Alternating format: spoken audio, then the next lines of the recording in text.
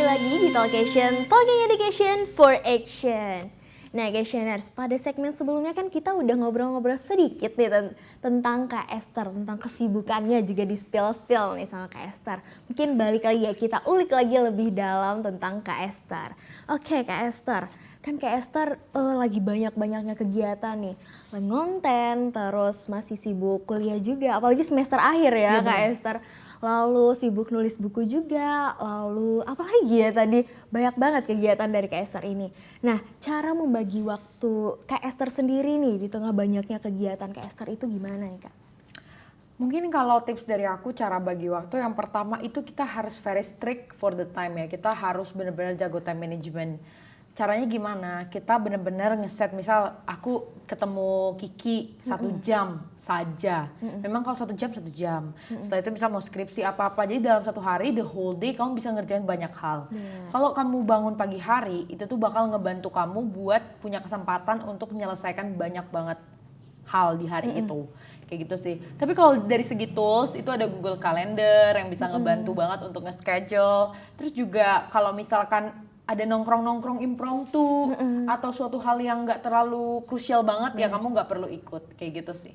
Oke, berarti Kak Esther sendiri tuh nongkrong sama temen tuh dikurangi ya Kak? Bener. Dikurangi, berarti menyibukkan diri sendiri. Sebenarnya bukan yang kayak ngurangin kayak oh aku nggak mau ketemu kamu lala segala macam. Maksudnya kita ketemunya untuk apa? Kalau memang kita mau chit chat karena udah nggak ketemu lama atau segala macam itu benar ya, itu make sense gitu. Bener. Tapi kalau misalkan kayak nongkrong-nongkrong tapi nggak ada tujuan jelas kita mau ngapain lalala, itu menurut aku di-cut aja gitu sih. Karena kamu punya prioritas, misalnya kamu mau magang dulu lah, mau kerja dulu lah segala macam yang nggak bisa ditunda untuk hari ini gitu. Oke, berarti skala prioritasnya ya Kak. Apa misalnya nih ketemu sama teman, cuman ngobrol-ngobrol hahi biasa aja mungkin dikurangi dulu, Bisa telepon kan soalnya. Benar banget. Nah, ngomongin tentang prioritas nih Kak, cara Kak Esther menentukan prioritas sendiri itu bagaimana nih Kak? Gini, aku tuh selalu percaya sama quotes, jangan mengeluh atas apa yang tidak kamu perjuangkan. For example, kayak kamu ngeluh, kok gue nilainya gini-gini aja ya, kok gue gak ada prestasi ya lalah. Kamu tuh memperjuangkan itu atau tidak gitu. Kayak untuk anak-anak semester akhir, kamu ngeluh kok skripsi gue gak kelar-kelar, dikerjain gak? Gitu. Jadi kayak sebenarnya itu tergantung apa yang kita kerjakan, apa yang kita prioritaskan. Nah, gimana cara kita menentukan mana yang berprioritas kita, mana yang enggak? Kalau misalkan itu enggak ada dalam aspek hidup kita kelar dan selesai. Gitu. Mungkin untuk saat ini prioritasku apa? Skripsi, ngonten. Karena itu benar-benar part of my life, part of my job, which is my priority. Jadi kayak benar-benar itu yang harus aku prioritaskan di awal. Mungkin bagi orang-orang sekarang yang prioritas banget kayak kamu misal magang atau yang mana segala macam. Nah, menurutku itu bukan prioritasku. Jadi ya beda-beda. Setiap gitu. orang punya prioritasnya masing-masing ya Kak. Prioritas utama Kak Esther nih, tadi kan ada disebutin pendidikan, karir, terus lifestyle juga nih Kak. Hal yang paling utama banget nih dari Kak Esther tuh apa Kak? Apakah pendidikan, apakah karir? Kalau sekarang sih suruh milih bingung ya. Cuma kalau sekarang selesain skripsi dulu lah, baru nanti kita bisa mikirin karir, lala segala macam. Sebenarnya kan I start my career itu tuh benar-benar dari semester 2 teman-teman. Jadi benar-benar this is not a new thing for me. I've been doing this like for 3 years. I mean the content creating or apapun itu yang related to social media exposure, itu aku udah ngelakuinnya lama. Jadi itu udah aku start dari dulu gitu. Jadi kalau misalkan nih Esther lo cepet-cepet lulus untuk apa? Apa kalau memang kayak kan ada temen aku yang lulus tuh karena memang butuh cari uang, butuh cepet-cepet kerja, butuh cepet-cepet. Iya. Untuk teman-temanku, iya. Tapi kalau untuk aku itu bukan prioritasku saat ini. Karena dari aku kuliah aku udah menghasilkan uang. Misal kayak gitu ya. Jadi kamu jangan tolak ukurnya, oh Kiki udah sampai jadi MC, moderator, lalala seluruh Indonesia. Aku belum jadi apa-apa. Atau Kak Esther udah jadi ini, padahal seumuran. Kamu bisa jadikan salah satu pacuan hidupmu, tapi kamu gak bisa tolak ukurnya adalah saya. Tolak ukurnya adalah Kiki, tolak ukurnya adalah siapa. Karena everyone has their own life path. Dan kamu gak bisa samain, tapi kamu bisa jadiin itu motivasi buat kamu supaya kalau misalkan kamu males-malesan, kamu gak mau ngerjain sesuatu, kamu procrastinating, menunda-nunda, kamu lihat oh my god temanku udah shining, shimmering, splendid, aku masih gelap gulita seperti ini gitu. Nah perlu diingat ya Questioners, jadi setiap orang itu punya goalsnya masing-masing ya Kak. mungkin kita melihat Kak Esther, wah Kak Esther keren banget nih, tapi perlu diingat lagi batasan diri kita sendiri ya Kak.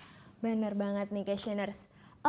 Perlu diingat apa tadi ya, kata Kak Esther tadi, batasan diri kita, prioritas kita sendiri mungkin bisa dijadikan Kak Esther ini sebagai inspirasi kita, sebagai motivasi kita. Sebenarnya ini sih satu hal yang penting banget yang teman-teman harus tahu. Karena the only limit of your life, it's only your mind. Satu-satunya hal yang bisa membatasi kamu itu cuma isi kepalamu aja.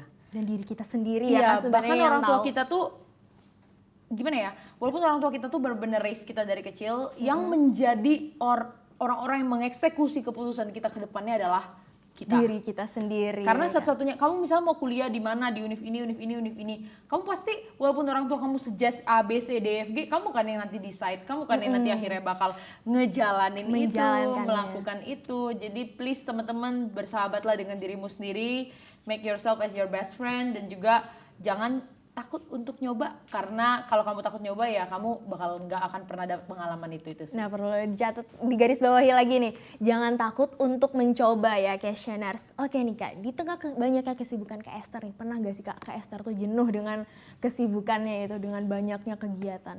Aduh sering banget ya, aku belakangan ini Maret aku full nangis soalnya. Aku soalnya Maret tuh bener-bener burn out banget, capek banget, karena aku Februari tuh aku ke Filipina, ke Palembang, ke Jambi, ke Jakarta 8 kali. Pokoknya banyak banget deh muter-muter terus. Jadi waktu Maret tuh bener-bener full burn out, kayak aduh nangis terus. Kayak capeknya tuh baru kerasa ya Capek banget. Jadi makanya aku Maret tuh offline event cuma 3 doang kan, karena nggak sanggup.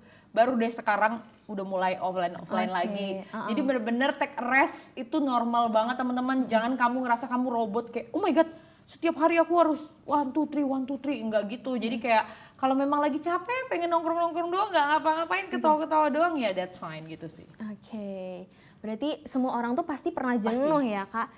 Cara Kak Esther nih melawan rasa jenuhnya tuh gimana nih Kak? Kalau aku turu sih. Turu. Kayak semua orang jawaban dari semuanya adalah turu ya. Tidur ya teman-teman. Benar. Karena kalau Nge-charge misalkan diri capek kita gitu, sendiri. kita kadang tuh apa ya? Kalau kita malah ketemu teman-teman kita, kadang tuh bukannya malah solving the problem, kita padahal masalah itu di diri kita sendiri, bukan di teman kita. Jadi ya udah, kalau memang saatnya untuk leha-leha istirahat ya istirahat aja gitu sih. Oke. Berarti tahu diri kita sendiri ya Kak, balik lagi kalau diri kita merasa capek diistirahatkan ya Kak. Oke nih Questioners, sudah banyak nih ilmu-ilmu yang disampaikan oleh Kak Esther yang bisa kita ambil juga nih. So buat Questioners jangan kemana-mana karena setelah ini kita bakal seru-seruan nih bareng Kak Esther. Tetap di Talkation, Talking Education for Action. Ada harga yang dibayar, ada kualitas pasti kan. Tidak setuju. Malas sama dengan miskin, miskin sama dengan mati. Barang mahal dapat meningkatkan produktivitas. Tapi yang sulit itu adalah skala prioritasnya ya. Money can buy experience,